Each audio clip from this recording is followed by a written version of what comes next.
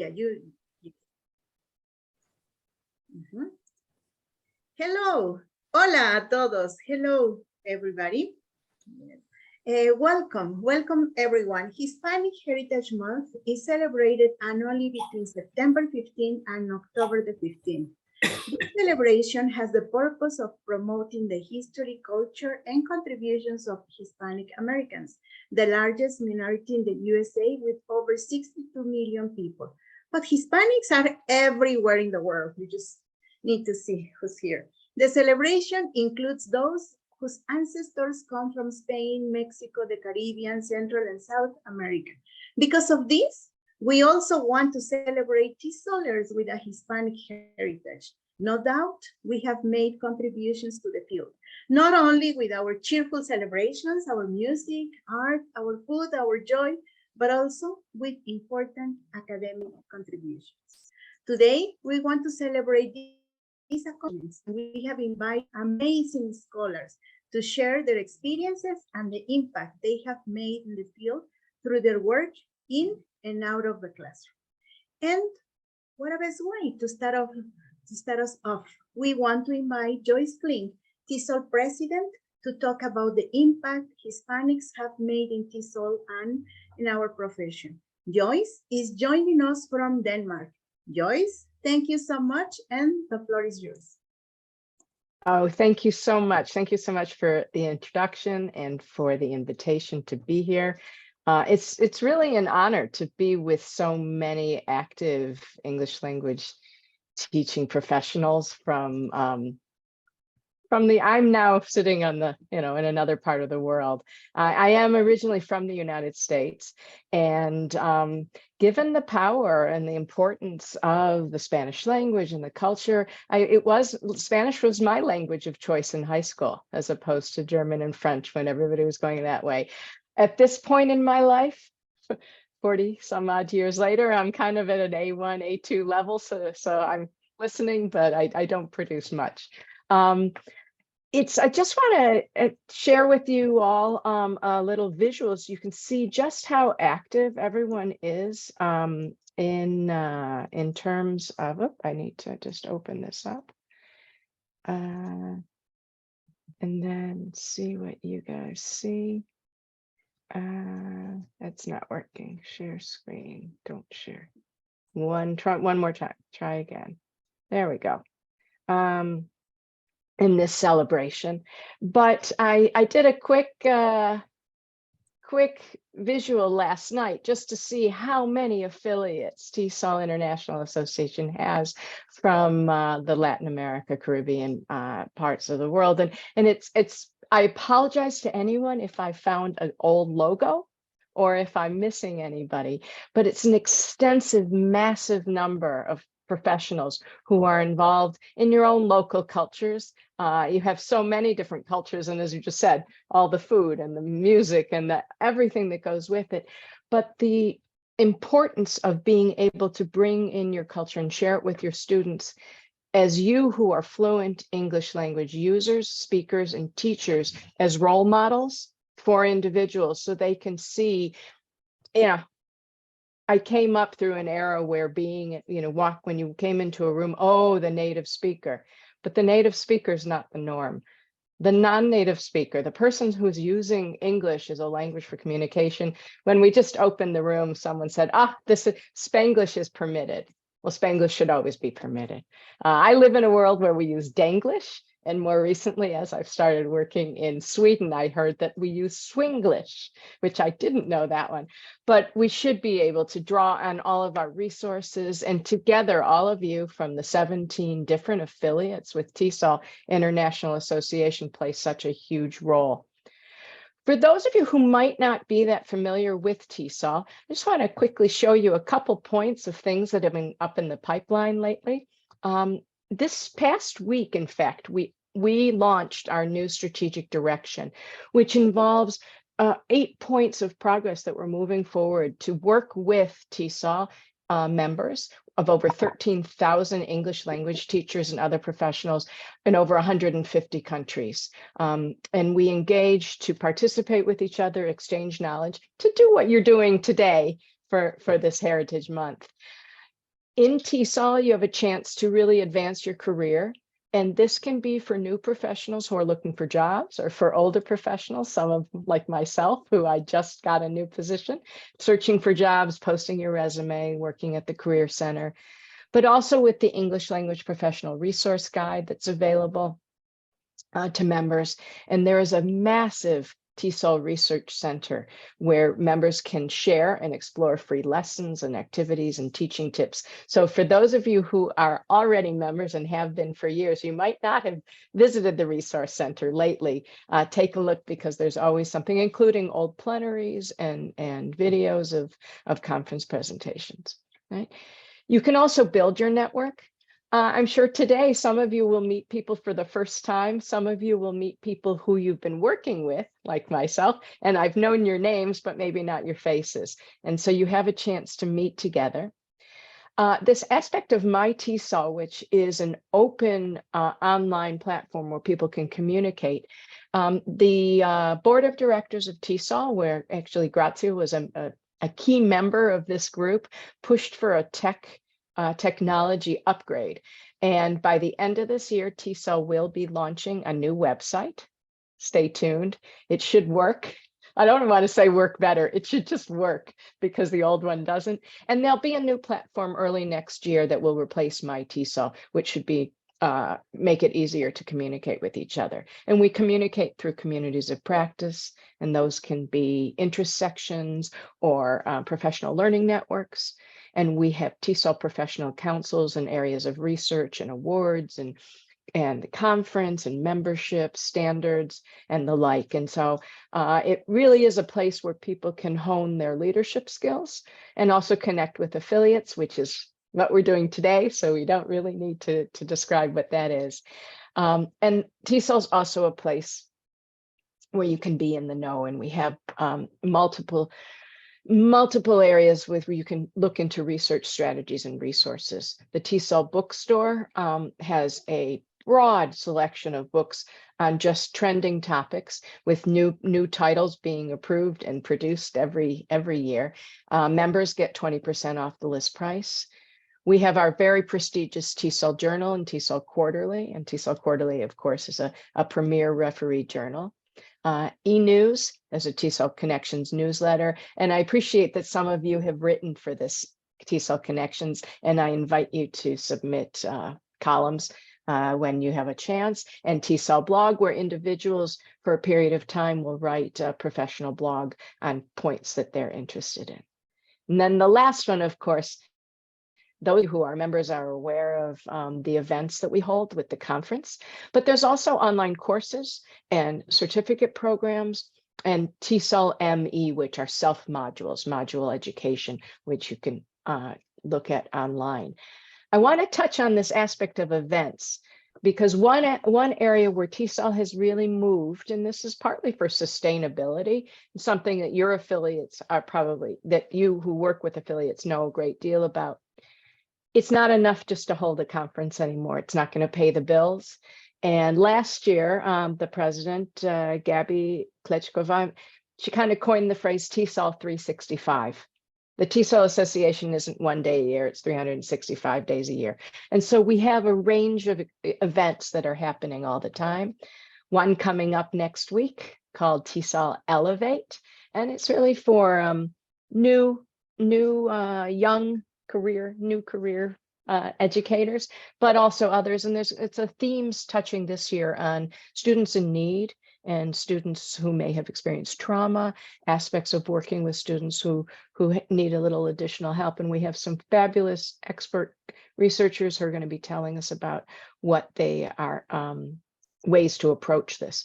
And registration is still open. It's going to be held on the 18th and 19th, and it's virtual, and we've got 2 different time zones running. So there should be a place for everybody. That's what I wanted to tell you today. I wanted to I don't know if you can say congratulations, or what the appropriate term would be, but I'm so thrilled that there's a time to honor and really celebrate Hispanic culture, Latino culture, whatever the appropriate term is. And I really appreciate the chance to be here today. Thank you. Thank you, Joyce. Thank you for your presentation and thank you for being here today. We surely appreciate your time and your commitment to supporting events worldwide and to supporting the work that we do in the region. I think you're on point when you mention all those affiliates that are doing a lot of work in the field and having a very important impact in TESOL. So thank you for highlighting those affiliates and mentioning how they are linked with TESOL, and thanks for sharing everything about TESOL. We are here because of TESOL. We know each other because of TESOL and the work that we have done and the networking we have done and projects we have engaged. So now let me introduce you to our first moderator, Beatriz Erazo from Bolivia. Beatriz Erazo is the chair of the EFLIS from TESOL International Association. So it was only appropriate to have her here today. And she is from Bolivia and she works, and let me get this right, she works at the Higher University Institution of San Andres, and she's in La Paz in Bolivia. So Beatriz, the floor is yours. Please introduce panel one for us.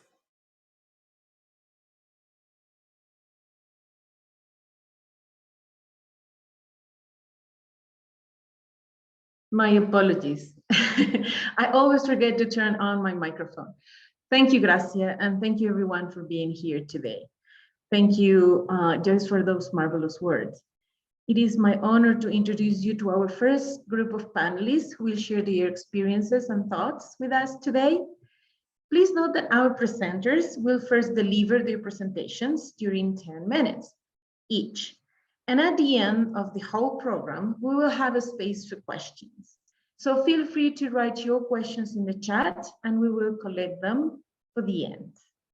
Now, let me introduce them. First, we have Ani Altamirano from Argentina. She lives in Spain and works as a freelance teacher, trainer, and tutor. She is also an ELT author. Hello, Ani. Then we have Darío Luis Panegas from Argentina. He lives in Scotland now and works at the University of Edinburgh. Hi, Darío. The third place is for Elizabeth Ortiz. She's from Ecuador. She lives in Guayaquil and directs the World English Institute, EC. Welcome, Elizabeth.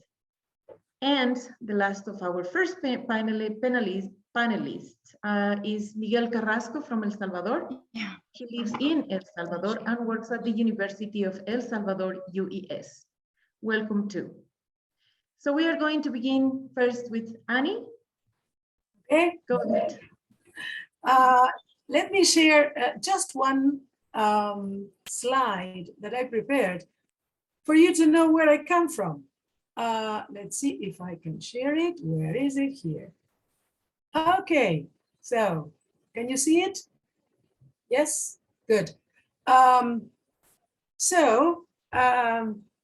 from Argentina. I come from an immigrant family and I am an immigrant myself. At the beginning of the 20th century, my maternal grandparents migrated from Gijón, that is, at that time it was a small city on the coast of Asturias in the north of Spain, and they moved to Punta Alta, another small city in the south of the province of Buenos Aires in Argentina. And of course, as all immigrants, they took with them their homeland, their traditions, their food, the songs my grandfather used to sing and I learned. And I was born there. I was born in that small city and I lived there for most of my life until I moved to Spain with my children. So I became an immigrant. So it seems that history repeats itself. Now, in between, I learned English, French, Italian. I grew up, I'm proud to say that I grew up in a home where my mother valued her Spanish ancestry and my father was very proud of our Argentinian history and traditions. But at the same time, both always valued and taught me and my sister to value diversity and other cultures, while at the same time being proud of our roots. Now, at this point in my life, I have lived in a few countries. I've been living in Spain for 20 years now. I enjoy learning about other countries and traditions. I've been very lucky because of my profession, because of I am an ELT teacher. I've been very lucky to travel to many different places. I've been in China and Indonesia, in Turkey, doing teacher training, meeting teachers from all those places. But I love it when people recognize my accent and say, ah, tú eres Argentina, or, ah, look, de Argentina. And I love that. And how come I wouldn't be proud of my heritage? I mean, with the cultural heritage that we have in Argentina, Borges, Cortázar, the Ocampo sisters, the contemporary cohort of Argentine writers like Mariana Enriquez, Claudia Piñeiro, tango, musicians like Luis Alberto Spinetta, De Lelutier, Gardel. And I'm focusing only on my Argentine heritage because the cultural heritage of Latin America is vast. I mean, we would be here until the end of the year mentioning all the things that Latin America has contributed to the world in many ways. Now, I think that and I'm going to stop sharing this now. I think that precisely it's my Latin American and Argentinian heritage what has made me the person I am and the ELT professional I am. Someone who can adapt to different contexts, who can relate to students in different countries, who can share her culture with colleagues, with students, with people in different contexts, who can enrich the students' experience with our heritage. And maybe it's this adaptability to different situations that is, we Latin Americans know what a crisis is because we live in a constant crisis and we know how to fix things. In Argentina, there is a song, a line of a song by, I can't remember the name maybe Darío remembers the name of the musician, but it says, lo atamos con alambre, lo atamos. I mean, if you cannot, people for example, here in Europe, something breaks down, they throw it away. No, nosotros lo atamos con alambre. We go on using it. We know how to creatively solve problems. We can cope with unpredictable situations. And we have lots of unpredictable situations in our classrooms. So I think that that's part of what we have as Latin Americans. And I believe that as Latin Americans, Hispanics, ELT teachers, we need to boost our students' self-esteem and the connection to their community so that they can be proud of their heritage while at the same time opening to the world and not, as I always say, not creating a mental ghetto. They need to be, I think that that's something that we need to transmit to our students, because sometimes I have noticed that many, not all of them, because generalizations are not useful, but many a times I have found students who are sort of have an inferiority complex because they are Latinos. No, we have so much to give. We have so much on our backpack. So we should be proud of it. And we should use that in order to enrich our teaching, in order to transmit our culture to other cultures and students from other cultures and colleagues from other cultures. So that's it. That's beautiful, thank you. Yes, it was really amazing, and I completely agree with you. It is part of our job to transmit that heritage, to transmit our personal experience, and to make our students feel proud of who they are. Thank you for those amazing words, Annie. And Welcome. now it is the turn of Darío Luis Vanegas. I also would like to know how come he works at the University of Edinburgh. This is yours. Thank you very much indeed. And hello, everyone. And I am the only Latino at the School of Education.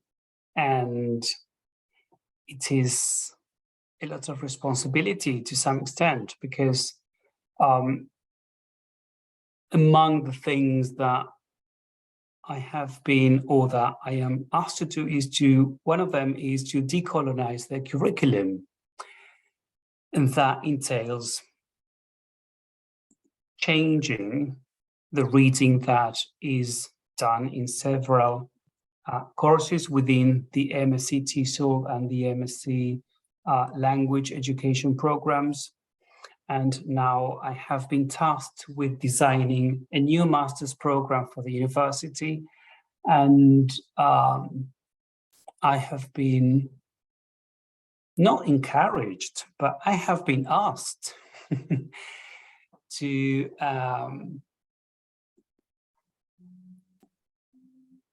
share my own background and to provide ways which are not just something tokenistic, but to provide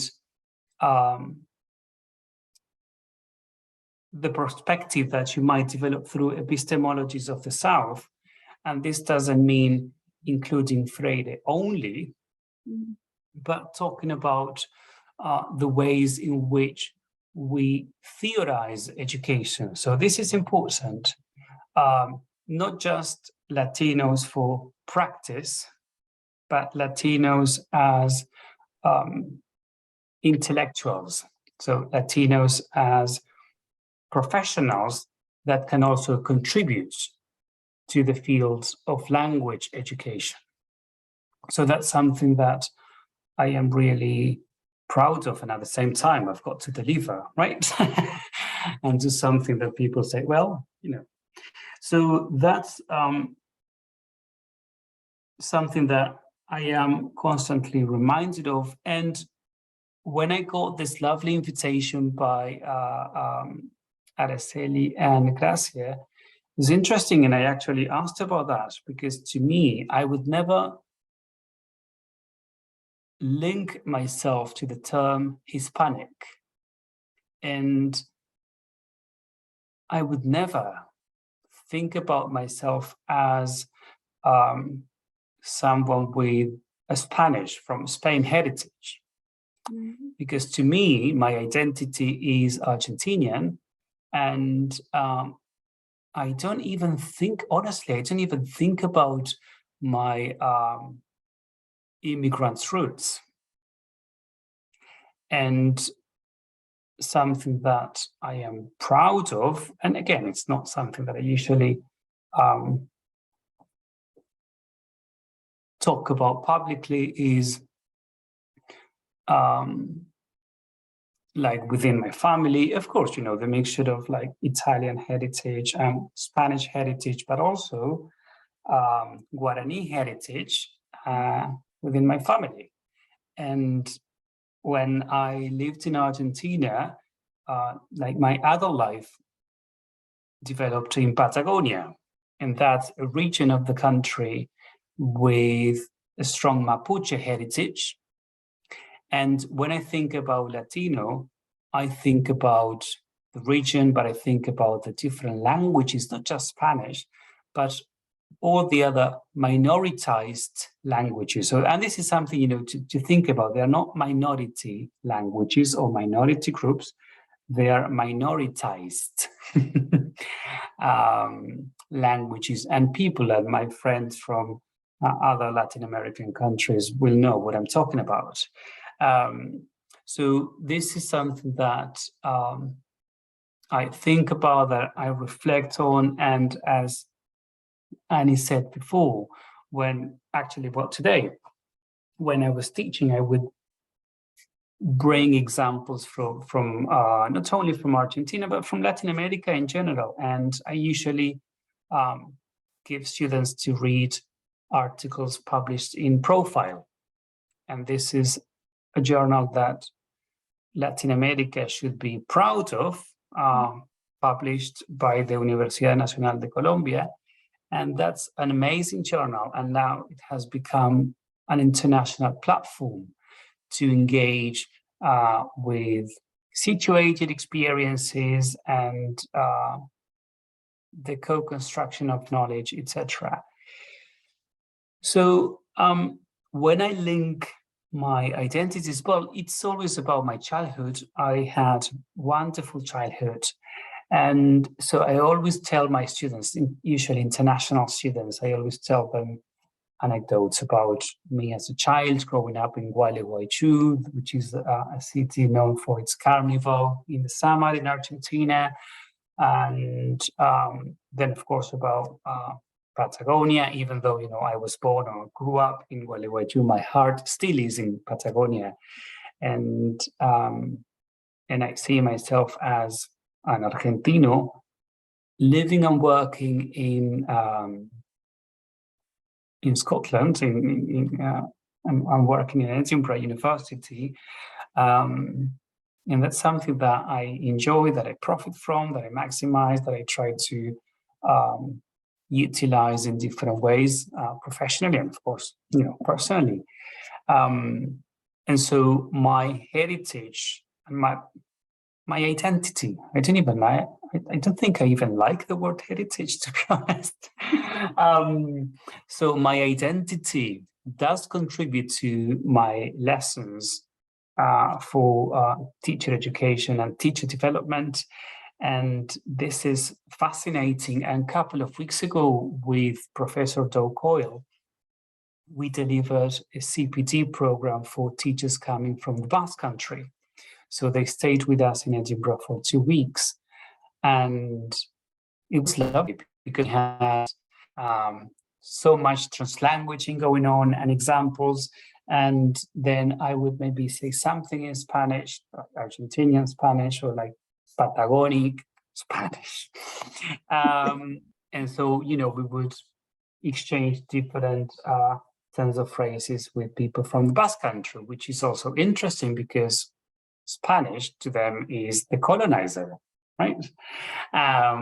So it was lovely. And this is something that we discussed at great length, particularly because we were doing CLIL for the Basque government. And it was fascinating. And we would talk about different films and different traditions of, and not just like, let's say, culture with capital C, but social practices. And we will explain all our differences to Doug Coyle, because she doesn't speak Spanish. And I don't think, well, she's been to Latin America a few times.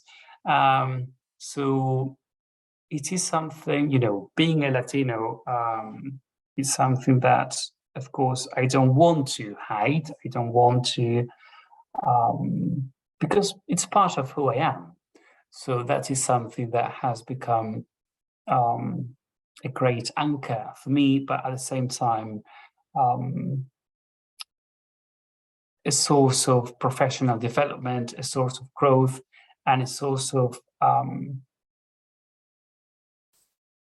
like a compass to help me strengthen the networks that we usually have. And 2 weeks ago, well, we have within the School of Education, we have a series of webinars, and Joyce has been there in that series of webinars. But 2 weeks ago, we had Mario Lopez Gopar from Mexico, and he delivered this fascinating talk about decoloniality. And actually next Thursday, this week, this Thursday, we've got Malva Barahona from Chile.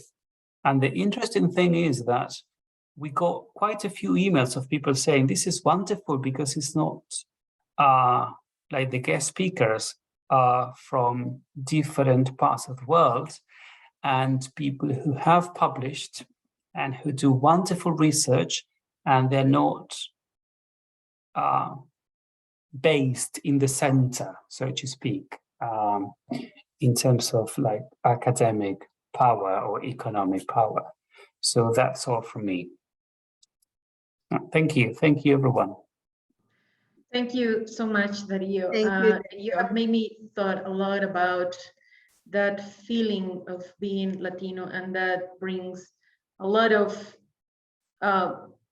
culture, a lot of knowledge, and it is not just, as you said, the Spanish is so much more than that, and it's in our veins, isn't it? And I think that's why you can relate to all of those feelings. I totally identify with your feelings as well. Thank you so much. Now we would love to hear Elizabeth Ortiz, so committed teacher from Ecuador. Dear Elizabeth, it is your turn. Hi, everyone. So happy to be here. Thank you so much for the invitation. I would like to share a screen. So I had a PowerPoint, and there were 3 questions that I received with a wonderful invitation. And my first thought was, okay, how could I integrate the 3 questions into what I do in my class with my students? So I teach at the university level. And it's very funny because in the last 2 semesters, I was assigned the newcomers to the university. So first semester, A1 students, false beginners, and it's a challenge. And when I was listening to Darío about this concern about Hispanic or Latin American, so I had the same thought, let me tell you. But I have always identified myself as Ecuadorian and Latin American. So Hispanic, not like this. But what I do in my class, it's closely connected with this topic. So I would like to share some of the projects that I do with my students at the university, and it's connected with Ecuadorian heritage in this case. So I would like to share with you. I don't know if now I'm allowed to. Yes, I think so. Yes, let me see. Really sorry for this first picture. I don't know who is the author, but I love it. I just remember that I received it on WhatsApp. I tried to look for the author or the illustrator, and if you know, please let me know so I could thank the illustrator. Well, I'm going to share with you some of the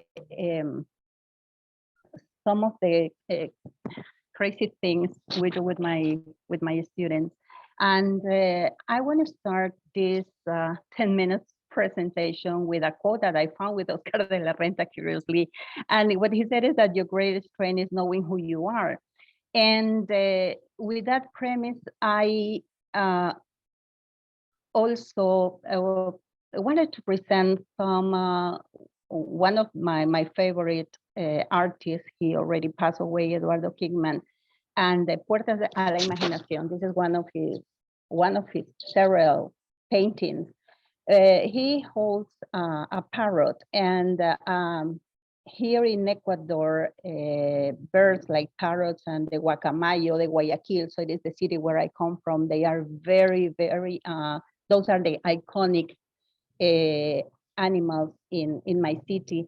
And one of the characteristics of Kingman is the hands. If you see, they are very, very interesting aspects of his painting. But in this case, the parrot represents colorful feathers and diversity. So, and based on that, what I usually use in my classroom is these paintings, and the students, they just reflect about what they see and the connection with culture, our Ecuadorian culture and diversity. So to me, it's very important for my students to be identified with their culture, to compare and even at the beginning, so they are A1 students, it's a challenge, but it's very, very exciting. So here we have Eduardo Kingman. So, and I also connect with sustainable development goals. That is something that I've been working with for the last 5 years. But one topic and one point that calls my attention is working with peace in education. So we focus too much on talking about who starts war, who makes wars, but not focusing on the peacemakers, not in those important role models in our community. And to me, it's very important for my students to identify that. The project that I work with my students, it was simple. So we've been working since the pandemic. We started working virtually, and we are still working virtually. So using different kind of tools, it's also, it has been a challenge, but it's very rewarding working with my students in this. So as my connection and my goal that my students need to learn more about who makes positive or who are positive role models in our community.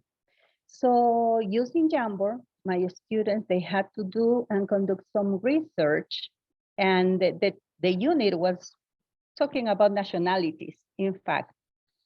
So basic information, big was in A1 information, and of course the students who speak the language, who are more fluent in the language, because they have a heterogeneous classroom. Basically, they can go beyond, or they just follow the basic vocabulary we are using in the prescribed textbook. I use it as a guide for content, but that's it.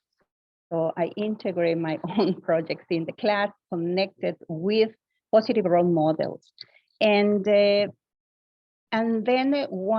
after the activity, even they are A1 students, they manage the language they are able to manage, but they have to justify their choice. Why they chose that specific person, why that person is important, why it's remarkable, and what are the positive aspects of this person that calls their attention. So they justify their choices, and this is one of the leaders that call my students' attention the most, which is Nemonte Nenkimo. She is Waorani leader, and she was in the cover of Time magazine and considered one of the most influential persons. And what she said was very interesting, and that's why they mentioned that they call their attention, because what she says is that this recognition is for our ancestors and elders and all indigenous people fighting to protect the Amazon. So they have never, ever heard about the Nemonte Nenkimo before the project. So, and then I continue working and connecting different aspects of positive role models, finding positive role models. We are tired of negative ones. And then we found some others that they are Ecuadorians. But one anecdote, one important thing about this project is that this project started when in Ecuador there was an indigenous protest. We were in the middle of an indigenous protest. So the roads were closed. There were, well, it was a chaos. It was a chaotic situation. And it was a challenge to talk about peace in the middle of chaos. So, but it was a very, very interesting and rewarding project. And you cannot imagine the reflections my students in the classroom did and how they felt identified with peacemakers. And they were looking for peace. So that was a very, very exciting lesson. And another one is connected again with legends. That was another one. And then we have, we integrated some Quechua in the class. And then we have the legend of Taita Chimborazo and Mama Tungurawa. I started with the lava video. I don't know if you have watched this video, which is Lava from Disney Pixar. And then it was connected with a legend, with an Ecuadorian legend. And then we started analyzing the Taita Chimborazo and Mama Tungurahua legend that is a love story, in fact, but it is very connected to our heritage. This poster in here that is also, I have good friends, they are illustrators as Paco Pincay. So Paco is a well-known illustrator. And this poster to me represents the unity of the Latin America. So an anecdote about this poster was that Paco designed it in 2016, just right after the terrible earthquake that we have in Ecuador. And he donated to whoever wanted to use it for fundraising purposes. And he was very generous. I talked to him and I told him that I wanted to use this in my presentation and I want to share it with you because this is the ideal to me what our heritage represents. And Latin America working together, growing together, and respecting considering and respecting our differences, but enjoying our similarities. And that is what happens. And I always finish with Mafalda. So then the ones who know me, I love Mafalda, and Mafalda is everywhere at the end of my presentation. I'm a huge fan of Mafalda and Kino, of course. And thank you so much. Thank you so much, Elizabeth. You are an inspiration to all of us. Thank you so much for sharing these projects. And if you give us permission, can we do the same in our classes, please? Of course, we're going to say that it's please do it. Really beautiful. I learn more from my students that I could share with them. So it was these projects, I just finished this project this last semester, and they were an inspiration. And yes. I wanted to share it with you. Thank you so much. And I think you said something really important. We English teachers, we learn a lot from our students. They really enrich our lives and our professional lives as well. Thank you. Now we would like to hear the voice of Miguel Carranza from El Salvador. Miguel. Thank you. Thank you. A great pleasure to be here, and thanks for the invitation. Ara and Gracia. An honor to be here with the esteemed colleagues from the region. I just need to confirm if I'm sharing my screen with you all. Yes, yes, yes. Okay, great, thank you. Okay, I'm from this small country in Central America. I am to the south of Honduras and to the east of Guatemala. It's a small country with access to the Pacific Ocean, home of hardworking people, friendly, hospitable people, and it's famous for these delicious pupusas made of corn, cheese, beans, and pork. If you are vegetarian, you can only eat them with cheese and beans. And they're also nowadays made of rice, pupusas made of rice. So that's a country. When I started designing the presentation, I thought about how I was going to approach it. And I said, well, I have to be objective, and at the same time, I have to be realistic about the country. So I gotta present the state of the things in the country. I say, right, 6.5 million people, Salvadoran people, 86.3 are mixed, native, indigenous, and European, mostly from Spanish descendants. Very few people from pure indigenous descent, 0.16. And 1% actually pure indigenous. And this is probably lowering because some of them are dying. And so we have very few people from other ethnicities, let's say.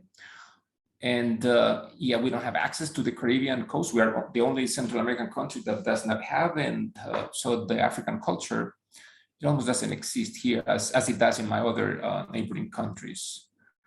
And but there is DNA of African people in our country. There's African DNA, but they have mixed into the general population, right? So the few that came, yeah, mixed, but yeah, there is a certain percentage. I think I also have to mention some history, some political facts, and some social issues the country has had. There was a civil war that we had in the past, in the 80s, sorry. It was between the armed forces, the army, and the left rebels. It lasted 12 years, and it cost more than 80,000 dead people, right? And as a consequence, also, many people left the country due to the danger that it represented. And so many people migrated to the United States, others to Canada, Australia, Mexico, Costa Rica, and some other countries around the world. Then the war finished. And as some of you mentioned, I mean, the country has been in crisis for several years. And then we had the post-war. Then crime, gang violence escalated, then more migration to other countries, particularly to the United States, increased. So due to social, political problems, I have to admit this, I must confess that identity with the country and the culture has not been very strong lately. We have a problem with this. So many of our citizens, many of our people migrate, and that's been strong migration to the United States, in search of the American dream, search of a better economy, safer country, being close to friends. You know, the United States is relatively close to the country, right? So people have a look for and search for more freedom. There's this statistic between 2.3 to 2.5 million Salvadorans live in the United States. Salvadorans have become the second largest population, with Cubans, you know, right after the Mexicans, of Hispanic origin living in the United States. And this increased after the year 2000. It's grown more dramatically. And I remember having talked once to a colleague from Dominican Republic,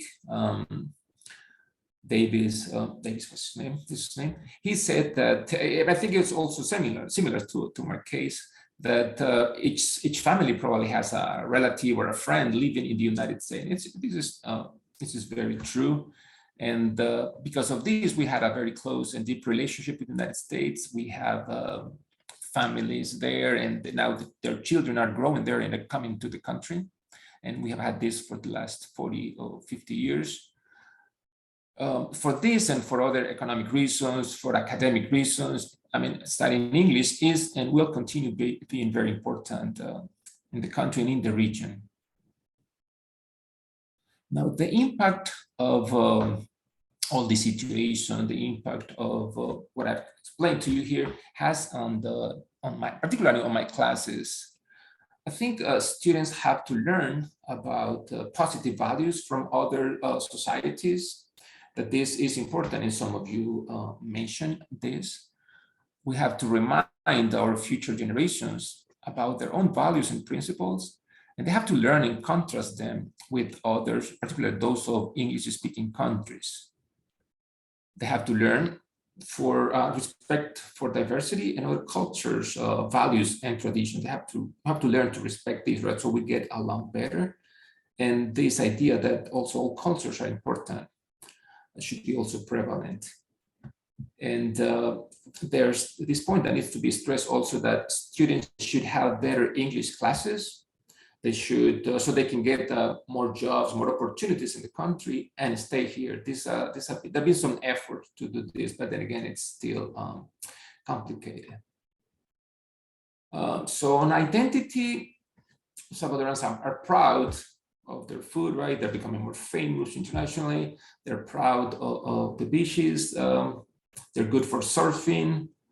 There's this place called Surfing City where people can go surf. And the crime has been reduced as certain measures the government has taken. Tourism has improved, it's beginning to improve, but there are still political, social, and economic problems that the country still has to deal with. This is my short presentation, and thanks for the invitation. Thank you for your time, and it was great being here with you all.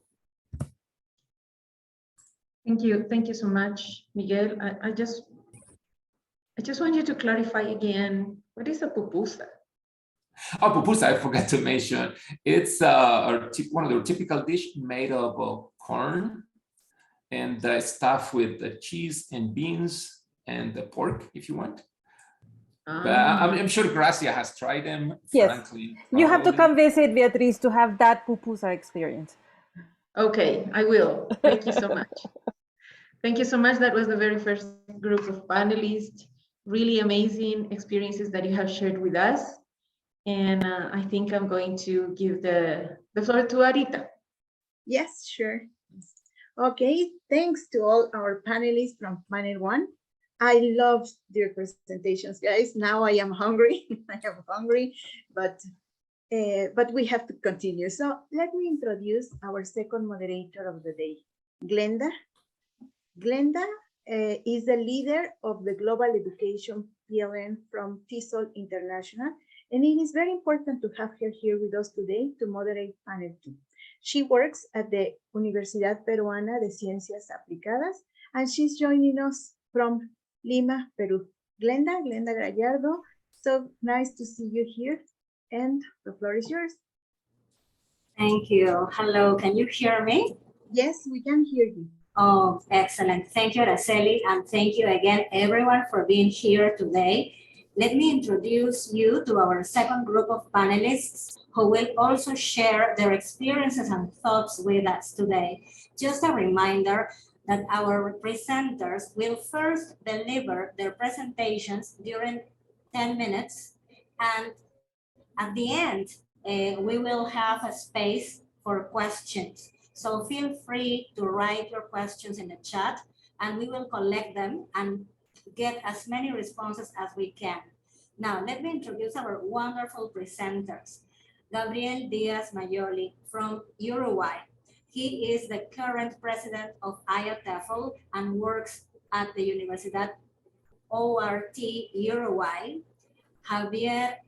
Luis Javier Benton is from Cuba, lives in Poland, and he is an assistant professor at Uniwersytet Warszawski and is the coordinator of the graduate TESOL certificate at George Washington University. Valentina Canese is from Paraguay, and she lives in Asunción. She works at Universidad Nacional de Asunción. And Franklin Telles from Nicaragua. He lives in Managua. He is an academic consultant for Macmillan. And well, take it away. Hello, everybody. Shall I get started? Yes. Okay, so if you allow me, I'm going to share my screen. There we go.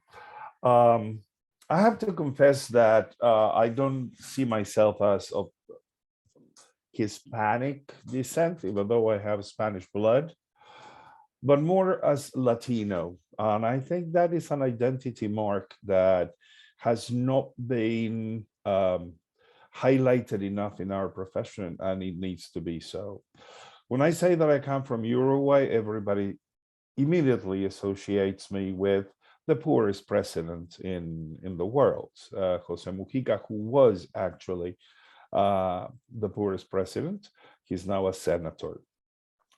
So the general, oh, do you know Mujica? Yeah, I know him personally. I've been fortunate enough to share 12 hours on a plane where he could go nowhere, sitting next to me, between Montevideo and Madrid. And I have a photo to prove it. But when people talk about Latin America being conservative and being mostly Roman Catholic, This is not exactly what we are about. I mean, we know nowadays the Roman Catholic Church is not as strong as it used to be. There are lots of evangelical churches that are weighing heavily, not just on the religion in the area, but also in the politics. So somehow, whenever I'm referred to as Latino or of Hispanic descent, I cannot help but experience the same thing as W.E.B. Du Bois experienced in identifying himself as African American. He spoke of double consciousness, and this is a characteristic that is embodied in populations that are in general segregated and in somehow totalitarian societies. And I see my role as an English language teacher as being heavily influenced by that. When we think of how other people see us, when we look at ourselves as other people see us, we are more than the festival, we are more than the pupusa, we are more than the beaches, and we are more than the poorest president. When I was director of language learning and teaching at the New School University in New York, I also ran the foreign languages department. And there was this professor who came to me and said, I put together the most wonderful course, Latinoamérica bajo la lupa.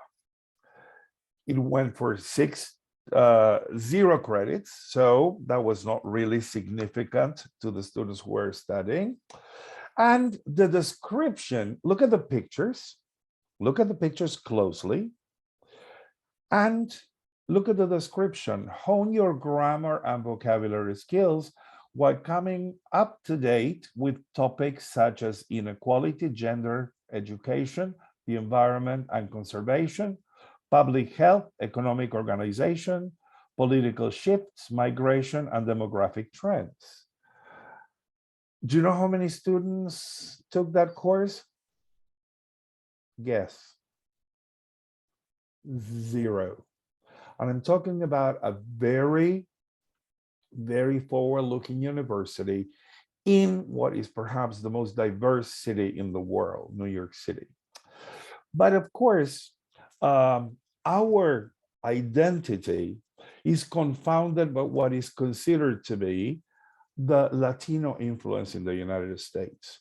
And if you allow me, I'm going to show you an example of a poster that came together with a Spanish book that we used in my department. This is supposed to be the poster that will illustrate the classroom and bring in the Latino ambiance. And I just took the liberty of doing this. Okay, Valentina, you can tell me, right? Valentina Canese. In Asunción, you mostly eat pork and rice. We in Uruguay have the Iguazu Falls, you don't. And the Rio de la Plata is not the river that joins Argentina and Uruguay, it's the river that goes around Uruguay and part of Brazil. When I saw that, what I did is I tore this poster up.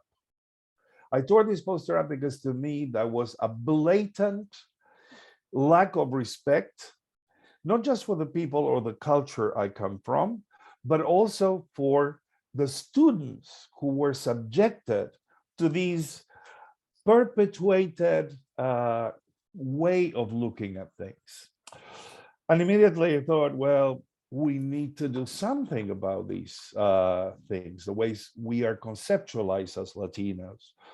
I had an interchange with a professor, not assistant, not associate, a full professor from a university in the States, where he said, oh, you must be missing your home pretty much at this time of the year, right? And it was the summer in New York City. It was 120 degrees. It was sweltering. I said, honestly, I don't miss it at all. I mean, what I might be missing is the cold back home. And he was like, what do you mean the cold? I said, yeah, I mean, it's winter time in the Southern Hemisphere. And he goes like, oh, I thought that from the equator down, everything was palm trees and beaches.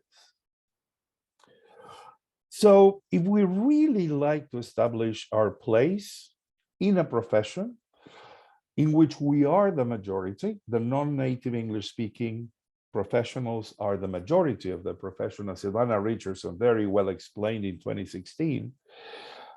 And we need to do activities that actually move us forward as a professional collective. We need to stop looking outside. In my Padlet testimony, I talked about myself not being able to see my Latino self in the mirror when I look at the mirror every morning, because I have blue eyes, because I'm light-skinned, I have freckles. As a child, I was red hair, then it moved to some sort of auburn hair, now white, of course, because of the age. But if I go into the streets of any Latin American country, I'm not addressed in Spanish. I'm immediately addressed as Mister, Mister. And that, to me, is a huge blow. Professionally speaking, we suffer from the same kind of segregation. And if professional associations are to make a difference in this world, they need to adapt to the true international characteristics of an international organization. And I'm speaking as president of IATEFL, but also as a long-standing member of TESOL International. I've been a member since 1991. The concept of volunteering is not a concept that is readily available in Latin America. Many of us approached the associations because we needed to learn more and we didn't have those affordances in our countries. That's the truth, right? In my country, Uruguay, the first TESOL programs at the graduate level opened in March this year. We are in 2022. It took TESOL 55 years and IATEFL 57 years to elect their first Latino presidents. And if you look at what is expected of the volunteers, the mindset of the international associations is far from being international. In the States or in the UK, I am paid by my institution to volunteer because that's part of the outreach that comes with the job of being a professor in a university. In my country, I hold two full-time jobs. I go to work at 7 o'clock in the morning. I come home at 10:30 at night, Monday through Friday. And in the free time that I have, outside from the classroom, the planning, the grading, I do my research, I do my writing, and I do my volunteering. So when people in international associations tell you like, oh, but why aren't you more visible or more active in this and that respect? Basically, the agendas we have to work for are alien to our reality. When we talk about big agenda items like diversity and inclusion, nobody looks down, nobody looks south to see what is being done in our neck of the woods. We are always being told how to be diverse and how to be inclusive, how to be politically correct. I wrote a piece with a colleague from Argentina a couple of weeks ago that is coming up in the English Language Teaching Journal, ELT Journal, the IATEFL page, and it's free, where I say that if we really want associations to thrive in the future, we need to change the DNA of the associations. They can no longer, because they reside in an inner circle country, be tying up its volunteers to the rules and ways of working of the country where the association is set. And if we really want true participation, there has to be a different business plan that allows the associations to bring in more diverse members to the board of trustees, board of directors, and to the leadership positions. But for that, you need to look at what the reality of the leaders who come from other countries is like in their personal life. Speaking as a Hispanic / Latinx professional, I think there are small things that we can do, and I'm going to give a heads up to Dario, my good friend, my accomplice in many academic endeavors, and a friend, who with Paula Rebolledo Cortés started a movement a few years ago where we made the definite effort to include the work of colleagues and researchers in our international writing. So in every article, in every chapter, in every attempt to disseminate knowledge about any topic, make sure that you are citing your friends. Valentina Canessa is at the moment spearheading an amazing project. It's the first free methodology book that will be published, edited by Valentina and Susan Spezzini from the University of Alabama. And I am a proud author of that collection that is going to be open to anybody who is studying to be an English language teacher around the world. These are the efforts we need to do to start really internationalizing our field. Associations are great. We all look towards the associations, but we need to get the associations to listen to us more deeply, I hope. That on the one hand. On the other hand, we are surrounded by amazing talent who develops projects that are relevant to our here and now. I see Victor Hugo Rojas there, and with Victor, we have been discussing for years, why do we have to cling to the common European framework of reference? Why can't we create a common Latin American framework of reference for all our languages? We are a multicultural, multilingual society. And if we have any role in our profession as language educators, is to secure the sustainability and the viability of every single language our students bring with them to our classrooms. That is our biggest moral endeavor. And as a Latino, of course, I love tequila when I go to Mexico, Arita, right? She takes me to the best places to eat and drink, right? The best breakfast I've had. And we go and we share these little pieces of us. They are pieces of us. So I invite all of us to start working as bricoleurs. You know what a bricoleur does? Taking this piece, this other piece, and let's make a nice Latin American something, starting here and starting now. Thank you very much. I think I did well in timing, right? Yes. Yeah, good. Didn't exceed my time. Thank you. Now it's Luis Javier's turn. Hi, everyone. Thank you very much for the invitation. Can you hear me? Yes, Luis. Wonderful. Thank you very much, Glenda.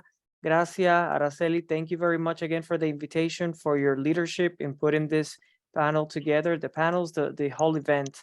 I wanted to begin my conversation. Hold on, I need my eyes to be able to, I wrote something here. Some of the common themes that I've been seeing in this fantastic presentations, and some points I wrote down here: tensions of Latinidad. And it seems like this is something that we are seeing more and more.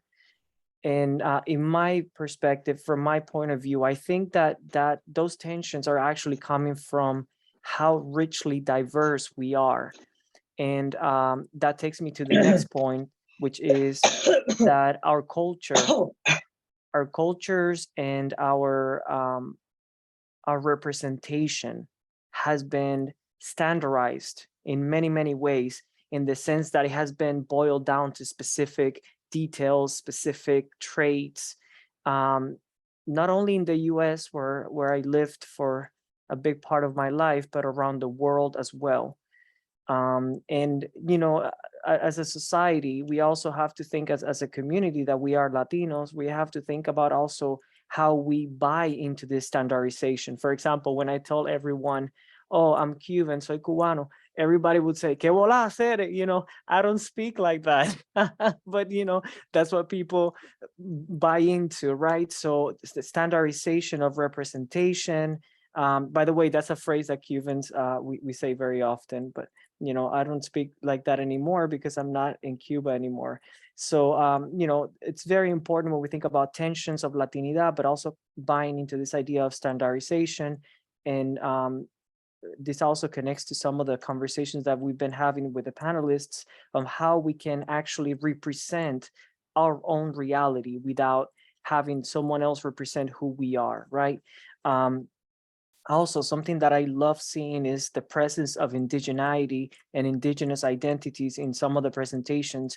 To be quite honest, a few years back, when we think about Latinos, indigenous languages, indigenous identities was not something that was in the conversations. And I'm so happy to see that happening now. And I also, another point that I wrote down here is storytelling as part of our culture. And more than anything, that's who we are. We like to tell stories, right? So how fantastic that we're here talking to all of you.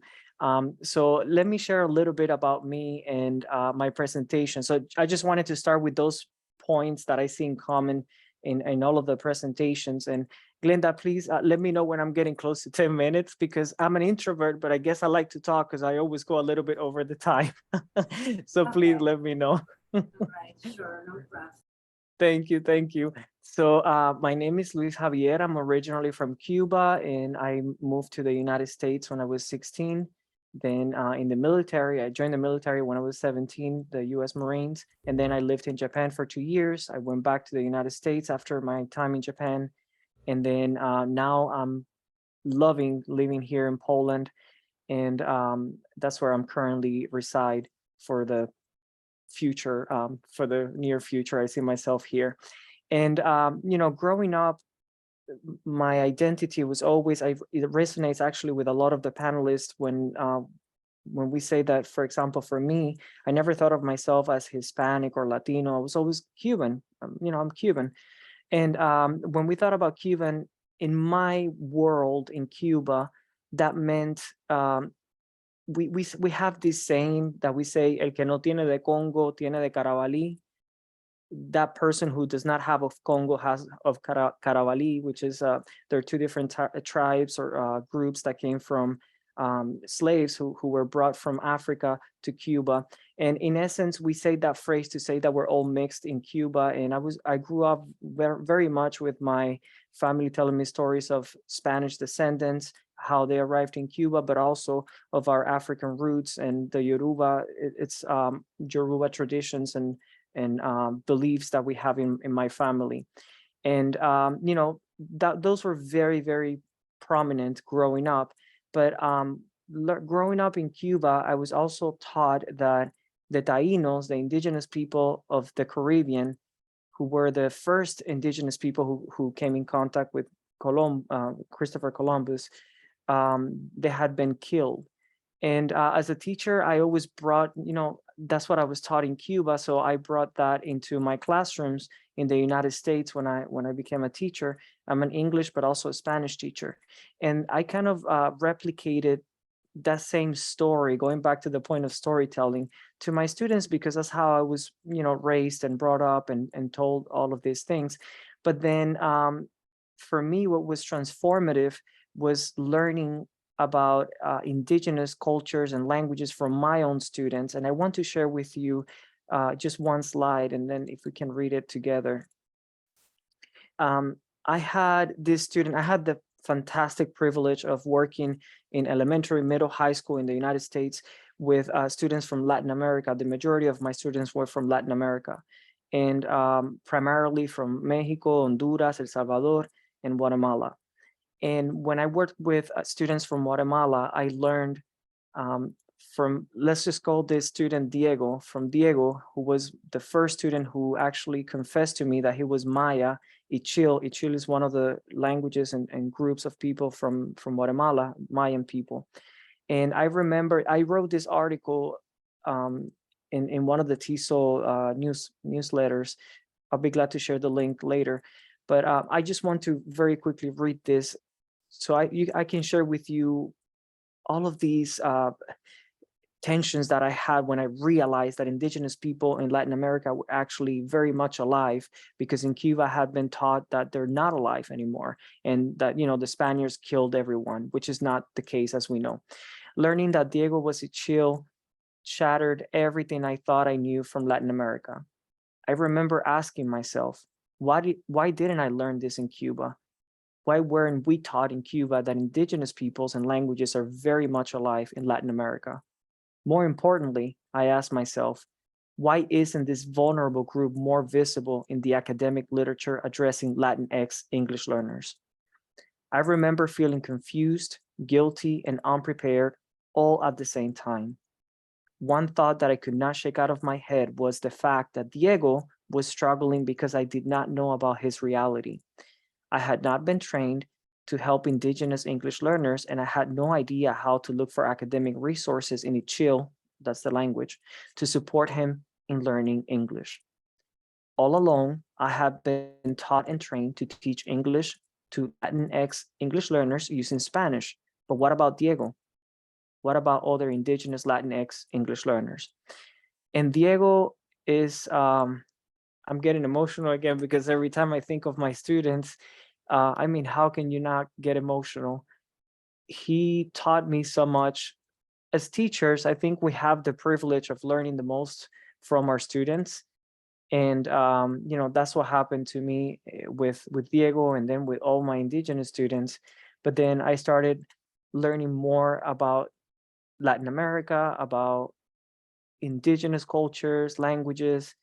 And then I started integrating more and more this knowledge and bringing it into my classroom as a way of, that Io was mentioning, this practice of decolonization, but also of reteaching myself and reteaching my students their history, the culture that we have and are as Latinos, as individuals who are born in this part of the world, and we have that privilege, and we don't know a lot about our history. So that was kind of my effort of teaching what I was relearning. And it was interesting, it was humbling too, because I was relearning all the history that I had been taught previously in Cuba, in the United States, in my formal schooling. So for me, that was learning from Diego and other indigenous students. It really transformed my pedagogy, the way that I teach in English and Spanish, but also it has changed. It has really percolated into my entire life. And I remember my family from my mother's side, for example, we have one of my aunts, as we know, some features are very much alive in our cultures. And my aunt is always called Chinita, and we don't have any, you know, any heritage of Asian culture. But the more I learn about Latin America, indigenous cultures, and the more I realized, you know what, I might actually have indigenous ancestry. And that's why I call my aunt Chinita, you know, and of course, we don't have any Asian heritage. So recently I learned through a DNA test that I do have indigenous blood. And, you know, everything started with my student who transformed the way that I was thinking. So more than anything, for me, working with Latino communities, with Latino students, being Latinx individual myself, has been a process of embracing mixture. Who I am is not one thing, but I'm everything who I am. You know, in Cuba, in embracing the Spanish ancestry, the Yoruba ancestry, the indigenous ancestry, and learning more about my history. And that has definitely guided me in the way that I'm also teaching now. For example, in my Spanish classes, my students here in Poland, they've mostly learned Spanish with Spanish influence and Spanish culture, for example. And then I'm embedding a little bit more of the Latin culture there, so they can learn a little bit more. Same in my English classes. When they think of English, they think of United States, and they only think of me as American, but I'm like, no, I'm Cuban too. And let me tell you about Cuba, you know. And so it has definitely influenced myself. So 30 thank you so seconds. much. Thank you, Glenda. Thank you. I appreciate it. You see, I'm an introvert, but I love talking. So thank you so much. Thank you. Wonderful. Thank you for that, for sharing that experience. Yes. all you said resonates with me as well. Thank you.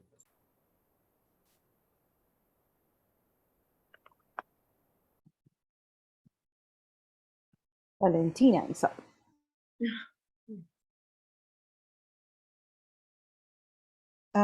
Good evening, good afternoon. I don't know what time zone you're in.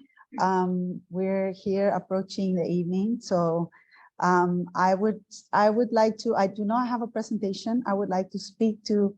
Well, before I start, I would like to thank Araceli and Gracia for inviting me to this wonderful meeting of like-minded people. I really appreciate hearing so many colleagues who think alike and think the way, you know, many of us have been thinking for a long time, you know, about many different issues regarding, you know, what does it mean to be Hispanic and Latino?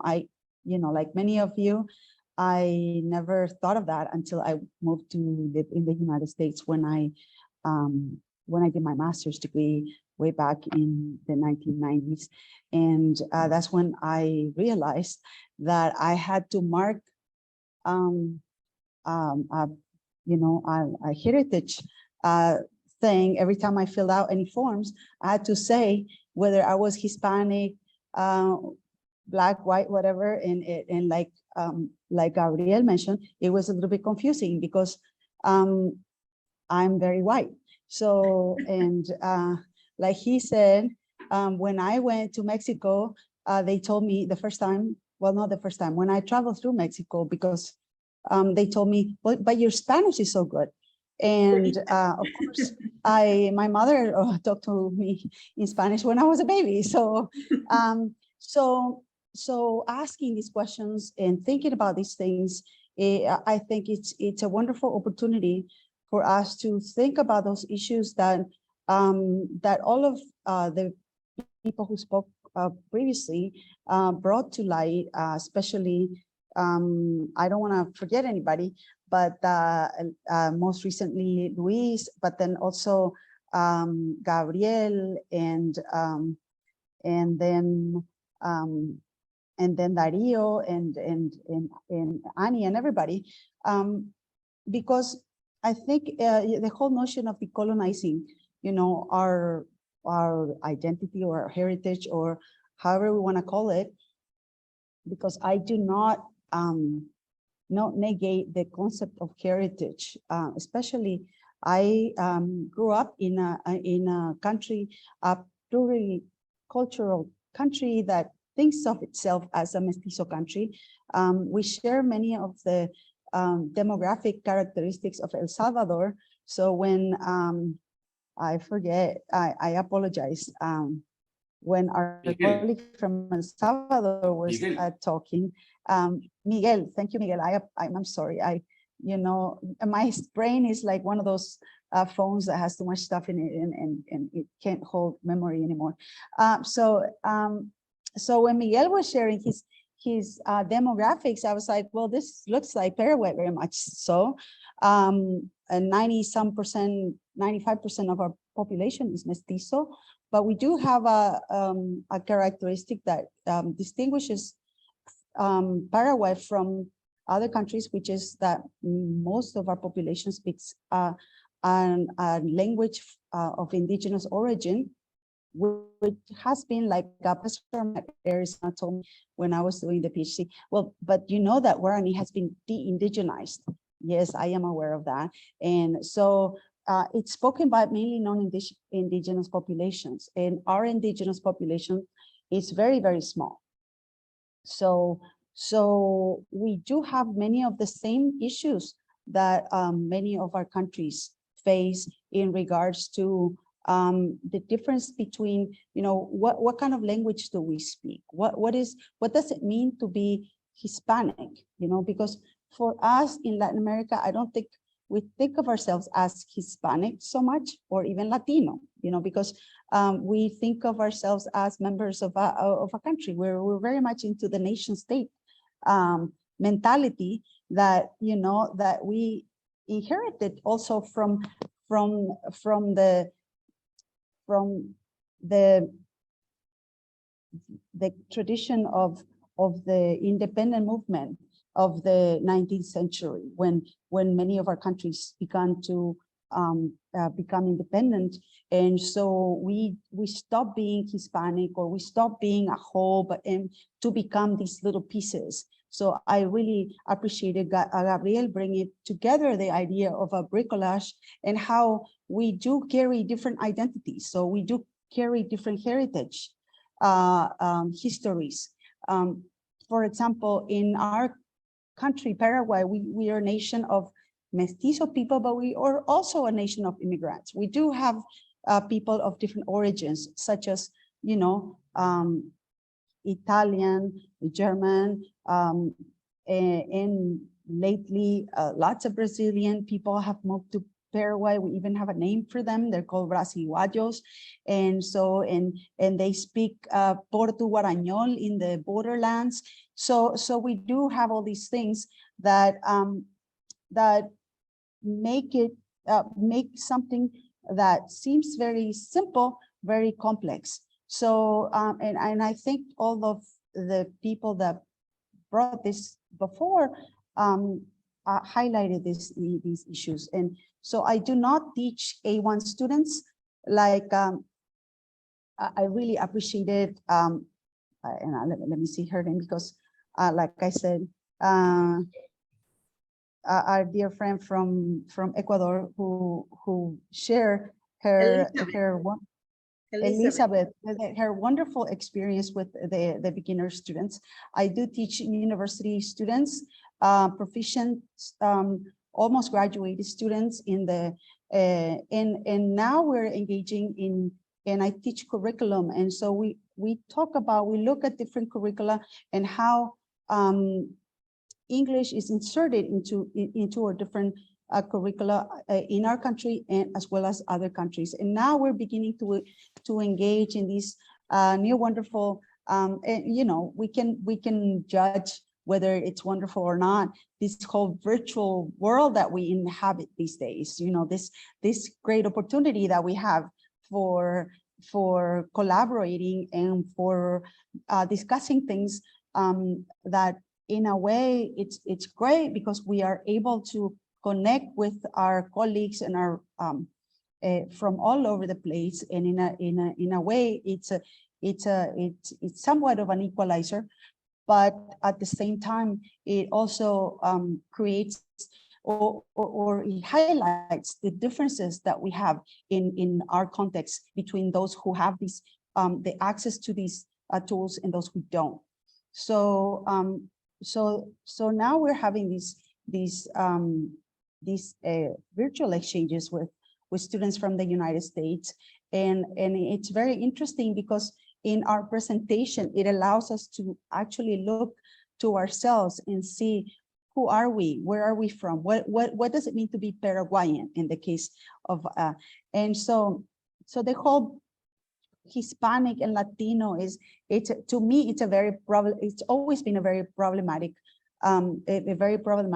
labels, because I didn't, but at the same time, ones that really brought me together with a whole community. When I lived in the United States, I was able to connect so much better with all of my friends from Latin American countries, because we share these not just language, but also certain cultural traits that we inherited from these colonization times, where we know even the food sometimes, but you know, these ways of beings that makes us have this immediate empathy with each other. So when we see another Latino or another Hispanic or another Latin American, someone from Latin America, we immediately start talking about Latin American things. Even though when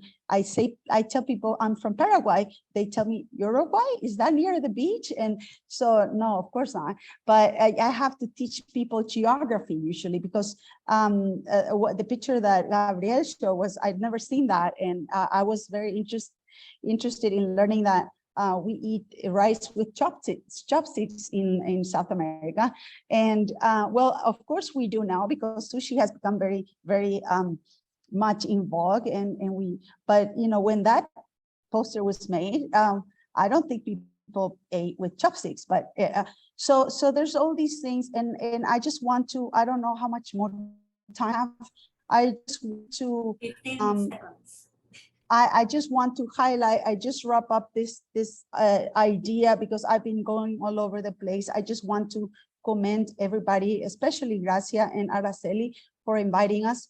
All these efforts regarding, you know, trying to bring us together to engage in these talks, in this debate about what it means to be English teachers in a world that's becoming more and more globalized.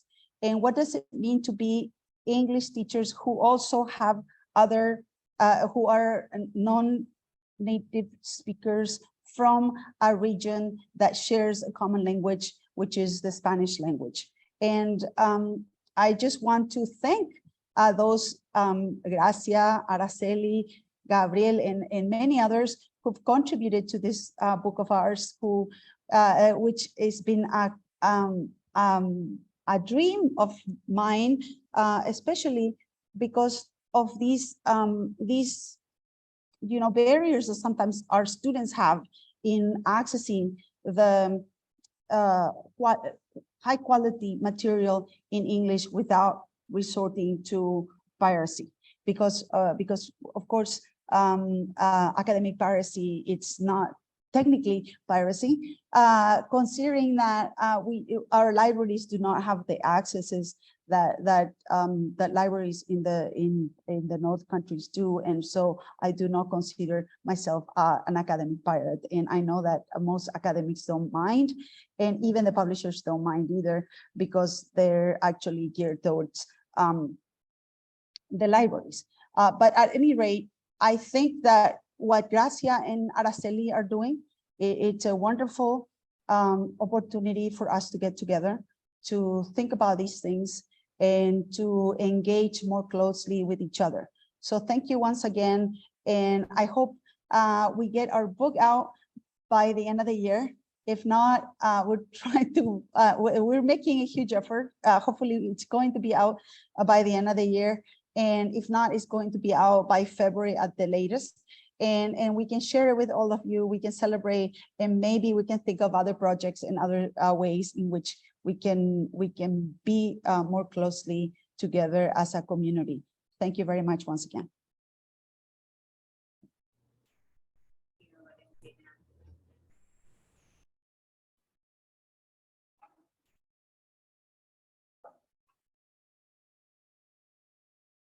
Go ahead, Franklin. Okay. Okay, let me start my presentation. Thank you for the invitation. Let me share here my presentation. Okay.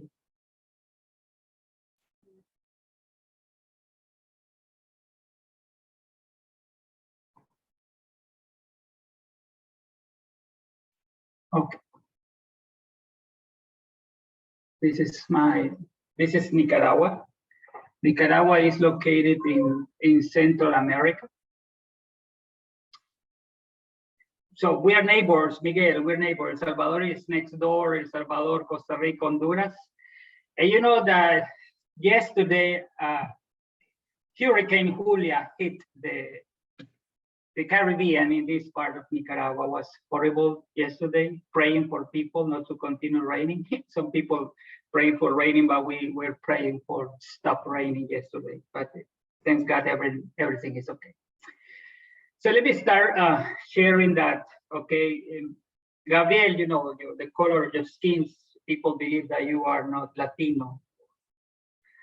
But in my case, it's different, you know, in my case, it's different. Always, whether for example, in the United States, I remember that I was in Washington and taking an elevator, and a group of people from India came, approached and said, hey, how are you? They confused my color of my skin and, you know, my characteristic like a person from India.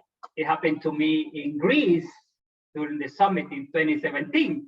A group of teachers from a table, they thought that I was from Pakistan. So a group of Pakistani teachers came talking their language, confusing. And I'm sorry, I'm not from Pakistan, I'm from Nicaragua. And the first thing to do is to teach where Nicaragua is, of course, because geography, you know, Central America. In Mexico, no, it's not Mexico, it's Central America. So something that I would like to share about being Latino, right, is opportunities.